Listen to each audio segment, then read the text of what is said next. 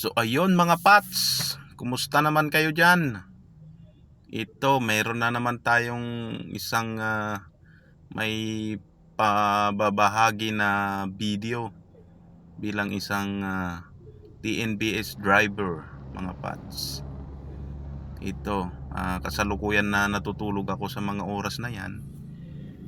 Bali, nasa 2 AM yan, 2 AM ng umaga. So ayan, nagising na ako. Yung part na yan sa aking video kasi kailangan ko na rin bumiyahe dahil medyo malayo yung narating ko sa part na yan. Mula Mandaluyong going to Nangka, Marikina yung pasahero ko. Na traffic ako dahil nga sa Valentine's Day mga Pats. So nag selfie muna ako kasi magbe-verification selfie na siya. Mag-open na ako ng apps ko sa aking cellphone at umpisahan ang biyahe. Bali na traffic nga pala ako ng 3 oras dyan. 7 PM sorry, hanggang 9:30 PM ko na nahatid yung pasahero ko. Dahil nga sa Valentine's, napakatinding traffic yan mga Pats. So ayan, medyo tingin-tingin muna kung may muta, para po sa kaalaman lang lahat na ganito ang buhay ng isang TNBS driver dito sa Metro Manila. Ayan. Halos talagang sa sasakyan mo na talaga na nakatira ka. Ayan. So papaandarin ko na yung sasakyan ko mga Pats. Bali wala pa akong na-receive na booking dyan sa may pinaradahan ko. Gilid lang pala ng kalsada yan sa may JP Rizal, sa may Nangka, Marikina. Medyo safe naman yan mga pinaparadahan ko kasi may mga tao rin dyan na gising 24 hours. Ganon kasi ako eh. Gusto ko yung visible pa rin ng mga tao. Ayaw ko yung bibihirang mga dumadaan na tao. Yan. So lumabas muna ako. Nagmumug muna ako mga Pats. May toothbrush naman ako dyan, saka Colgate na dala-dala, pero minsan kasi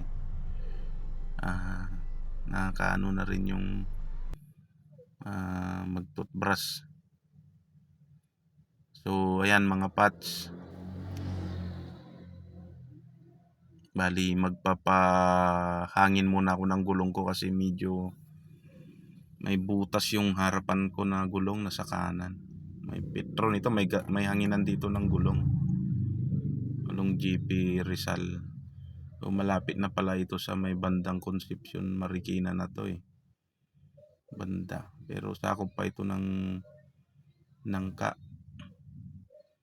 Mura nga pala ang gasolina dito mga Pats. Yan sa may ano na yan, Petron na yan.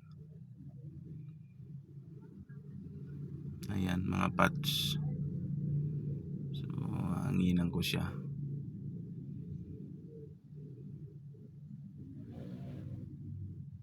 Ayan. So ayan mga Pats, bumaba ulit ako mga Pats kasi parang may kulang pa doon sa hangin ng gulong ko. So dinagdagan ko. Bali pagka sedan nga pala yung kotse nyo mga Pats, pwede nyong gayahin yung hangin ng gulong ninyo, depende sa size. Pero mostly standard size lang talaga ang gulong ng mga sedan. Nakalagay naman sa manual booklet. Tapos makikita nyo yung hangin na pwede nyong ilagay dyan sa may pintuan ng sasakyan ninyo. Pagbukas ninyo may makikita kayo sa bandang kaliwa ninyo. Kapag nakaupo kayo may makikita kayo dyan na nakadikit kung ilang PSI lang ang pwede nyong ilagay na hangin. So ayan mga Pats, habang nagpapahangin nga pala ako, may na-receive akong booking sa part na yan. Yan. So sinusuri ko muna yung booking. Ganun kasi ako pag, lalo na pag this oras ng gabi, tinitignan ko muna para sigurado. Kung medyo okay naman ang pakiramdam mo dyan sa part na yan, hindi ka naman mag-aalinlangan, kaya i-go mo pa rin yan. Pero kung medyo kinakabahan ka, nasa iyo na yon kung ididiretso mo o hindi.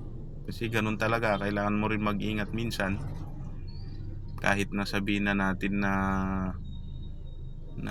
bawal ang gawain na mag-cancel ng booking, desisyon mo pa rin yan. Siyempre unahin mo pa rin yung sarili mo, kung saan ka magiging safe. So ayan mga Pats, nakita ko na yung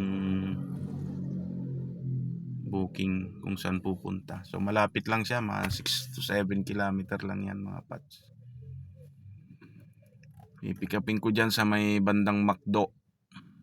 Yan, bali Concepcion na atang nakakasakop nito, Marikina yung McDo dito.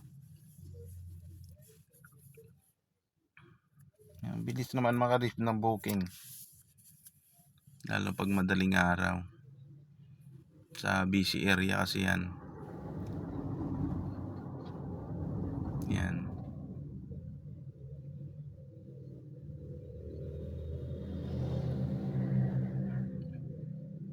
bali ang pipick upin natin dito Pats na pasahero ay babae, mga babae siguro kasama o ano, basta babae yung pangalan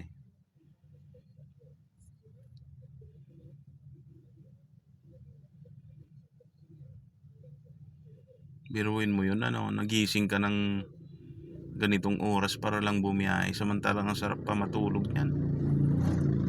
3 AM na ng umaga.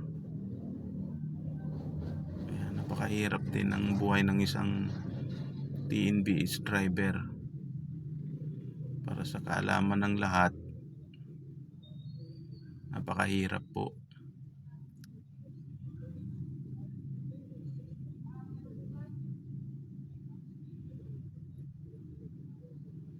Ayan, nasa McDo na po ako sa mga oras na yan mga Pats. So napakalapit lang na na-pick up ko yung pasahero ko. Yan, hinahanap nila ako kasi one way yung pwesto nila, kaya dyan ako pumesto sa hindi one way para hindi na ako umikot.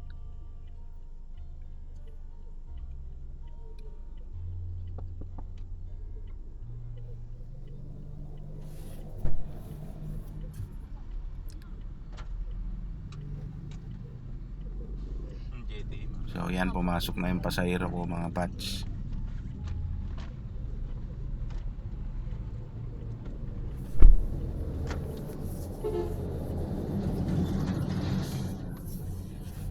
Dalawa sila. So ikakat ko yung video dito mga Pats. Bali ang pupuntahan na natin ay kung saan yung malapit na sa kanila. Yan, habang binabaybay namin ng kalsada mga Pats, ito lang ang napansin ko sa kanila. Yan, napakatarik ng kalsada nila. Yan, grabe, kung may hina-hina yung sasakyan mo dito, parang napakahirap akyatin nito. Naalala ko ito noon nung nagpunta pa ako dito, mga 2015 na yata yun o 2014. Yung tanda ko dito sa may pala ito mga Pats, Antipolo na, Kupang, Antipolo to na part, boundary na ng Marikina at sa Antipolo ito mga Pats. Yan, tapos medyo pasikip yung kalsada nila. Yan mga Pats. Yan. So kung umaga ito, busy to kasi napakalit ng kalsada. Imagine mo yan, yung ganitong oras pupuntahan mo para lang may hatid yung pasahero. Hindi ka naman nila kilala, hindi kayo magkakilala mga Pats. So dahil sa kagustuhan mong maghanap buhay ng maayos, dami mong sakripisyo. Yan, Although ako kasi naranasan ko na rin nag-taxi driver bago ako pumasok bilang TNBS driver. Yan. So marami na rin akong naging karanasan na maganda at hindi maganda. So tumagal din ako sa ganitong klase ng trabaho ngayon dahil siguro hinahanap-hanap na rin ng katawan ko yung pagmamaneho.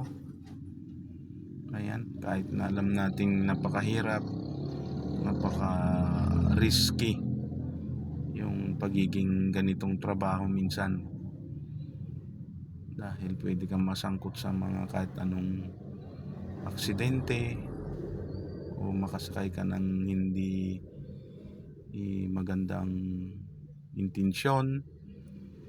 So marami, kaya saludo ako sa mga driver na kagaya ko na ganito ang paraan ng paghahanap buhay. So ayan Pats, medyo masikip talaga siya yung kalsada nila. Nasa tuktok na kami nito. Yan, bali 3:20 AM na yata ito, umaga. Yan, pero may mga gising pa rin. Ayan sila mga Pats. Malapit-lapit na rin ako sa drop off nila, ma'am. Mga oras na yan. Ayan. So ayan sila. Ikwentuhan nga pala kami dyan ni na ma'am kasi nga daw natuwa naman sila gawa ng pumayag daw ako na ihatid sila. Akala daw nila na ika-cancel ko kasi medyo alanganin yung lugar eh. Swerte-swerte lang din naman sa driver kung masipag pa o hindi, o malakas ang loob o hindi. Yan. Siyempre kasama mo lagi ang Panginoon dyan. Kung mabait ka naman na driver, hindi ka niya pababayaan. Ayan, so bali malapit na tayo sa kanila mga Pats. Oo, matindi pa noon. May bako-bako pa. Tsaka dumami na palang tao talaga, no? Madilim nga lang yung kuha ng video ko kasi Sakto naman pala. gabi, walang ilaw eh, madilim talaga sa kanila eh. Sulok-sulukan na yan eh. Yan. Barya naman yan, ano? Thank you, ma'am.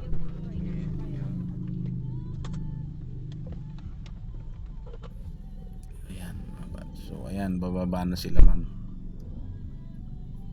Ayan, nagbayad na rin sila mga Pats. So ready to move out na pala ako dyan. Bali nagpatay na ako ng apps mga Pats kasi medyo hindi ko gusto yung ambience mga Pats. Medyo basta pag kung napararating na ninyo yan, lugar na yan, mapapakiramdaman ninyo na medyo alanganin talaga. So mas maigi magpatay ka ng apps, then lumabas ka na ng highway. Yan. So ikakat ko yung video mga Pats. Ito na, nandito na ako sa may Marcos Highway na, sa may Masinag, lagpas ng SM Masinag na. Papuntang Cubao yung way na yan. So kailangan ko rin magkape muna mga Pats. Kasi hindi ako maayos makakilos kung hindi ako nagkakape sa umaga. Ayan, napili ko ang Burger King. So sa Burger King nga pala mga Pats, ang paborito ko dito ay yung Whopper Junior. Yan. Saka isang onion rings. Yung regular size yan. Saka coffee. Yan, black coffee. Yun lang mga Pats ang mga ino-order ko sa ganito sa umaga. Maganda yun mga Pats. Subukan ninyo yung Whopper Junior. Huwag kayong manghinayang sa sarili ninyo dahil mahal.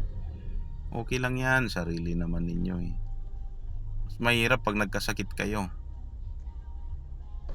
Yung sinasabi ko sa inyo. Kung magandang pakiramdam ninyo, kumain kayo Ano ma'am, kung Whopper gusto din nyong yun. kainin. Yung Kasi kung saka ka lang kakain kung may nararamdaman kang price niya, masama, ma'am, wala, hindi mo ma-enjoy yan. regular brewed coffee lang. Ayan, so nag-order na nga pala ako dyan mga Pats. Pwede. Tapos, ayan. yun yung, ano ma'am, yung price ma'am pwedeng ano, yung, Bali, kakainin ko yan dyan mismo sa may parking nila mga Pats. Hindi ko na siya yung regular lang, yung maliit. sinali sa video kasi medyo mahaba-haba na talaga. Sana wag kayong magsawang sumuporta mga Pats sa lahat ng mga video ko. Mayroon man kayong mapupulutang kunting aral, papasalamat na rin ako sa inyo kung susuportahan nyo talaga ang mga upload ko na video.